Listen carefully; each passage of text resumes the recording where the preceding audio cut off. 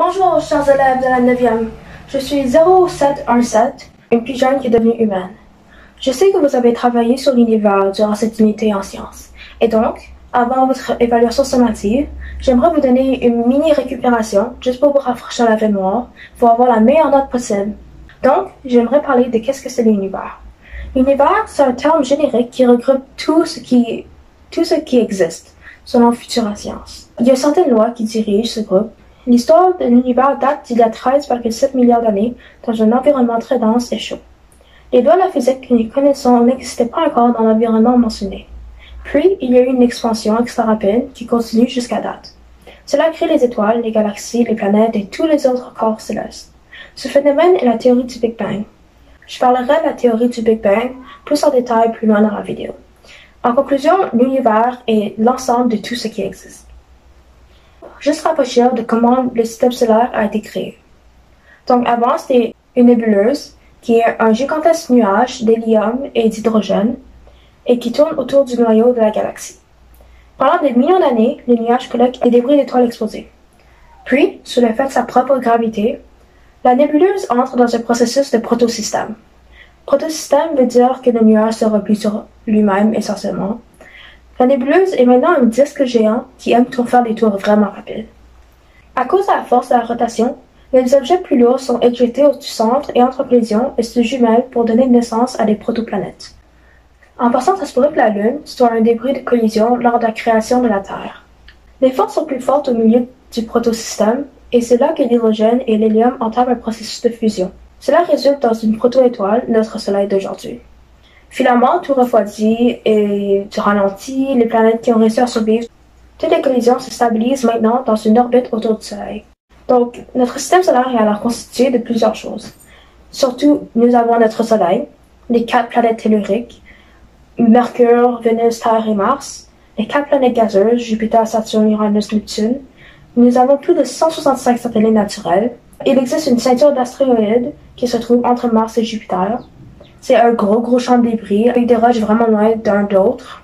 Nous avons aussi les planètes naines comme Pluto, Eris, Makemake, Omeas et Cérès. Les planètes naines sont découvertes régulièrement.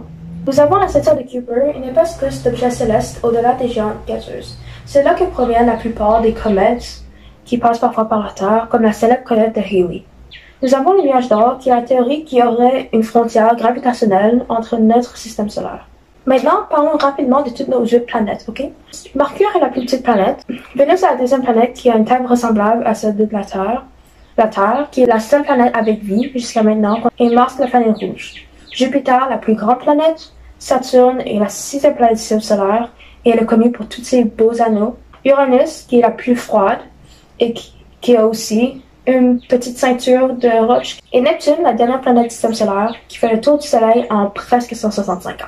Ok, maintenant on va passer rapidement sur certains des corps célestes qui pourraient apparaître sur votre test, ok? Les nébuleuses, des objets composés de gaz et de poussière interstellaire qui permettent la formation des étoiles. Les exoplanètes, les planètes qui tournent autour d'une autre étoile que le Soleil.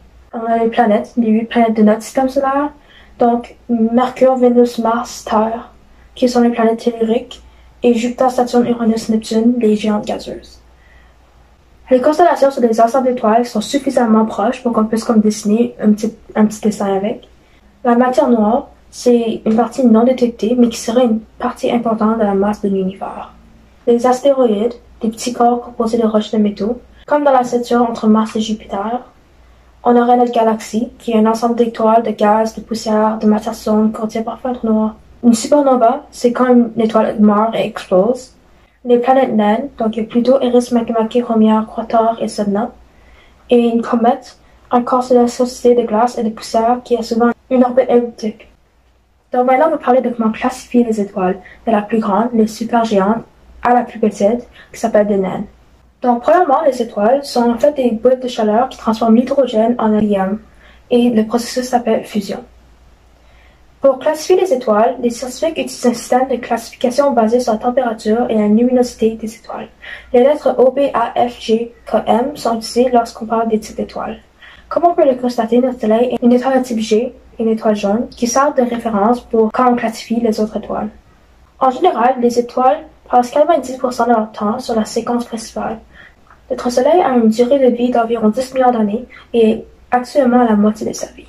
On constate qu'il y a très peu d'étoiles de type O, qui est une bonne chose, car à sa mort, lorsqu'il épuise ses réserves d'hydrogène, les supergéants meurent et explosent en supernova. Puis elles deviennent soit une roche dégénérée ou un trou noir. Cela conclut comment les scientifiques classent les étoiles. À présent, explorons plus profondément la théorie du Big Bang. C'est une des théories que les scientifiques ont trouvées pour expliquer la création de l'univers. Il y a aussi des variations de la théorie, soit la théorie du Big Crunch, Big Freeze et Big Rip. Cependant, nous allons nous concentrer sur la théorie du Big Bang. Le Big Bang pense que l'univers était plus dense et plus chaud avant et que l'univers est en expansion constante. En 1922, Alexander Feynman, un physicien et mathématicien russe, découvre que les équations de la relativité générale d'Albert Einstein permettent la description de l'univers en évolution, même si Einstein lui-même pensait que l'univers est statique. En 1927, le modèle cosmologique du Big Bang a été annoncé indépendamment par l'astrophysicien et prêtre belge Georges Lemaître dans un article en français des Annales de la Société scientifique de Bruxelles. Il est aussi intéressant de noter qu'en 1924, un astronome américain, Edward Hubble, trouve l'existence d'une autre galaxie en dehors de la Voie lactée grâce à des observations réalisées avec les télescopes Hubble qui étaient les plus puissants à l'époque. Il identifie plusieurs galaxies comme les galaxies du triangle M33 et d'Andromède M31. Il prouve ensuite que les galaxies s'éloignent de plus en plus à une vitesse proportionnelle à leur distance du système solaire en 1929. Plus la galaxie en question est loin, plus elle s'éloigne rapidement. Ceci s'appelle la loi de Hubble. Bon, maintenant pensons que nous sommes au temps du Big Bang. À moins de secondes, le petit univers très dense et trop rempli d'énergie va exploser. À 0 secondes, c'est le moment du Big Bang. Une singularité, un point infiniment dense dans lequel l'univers est compressé, explose. À 1 seconde, c'est l'heure particulière. L'univers subit une expansion très rapide et la température est intense. Les premières molécules élémentaires apparaissent à 3 minutes, c'est l'ère nucléaire.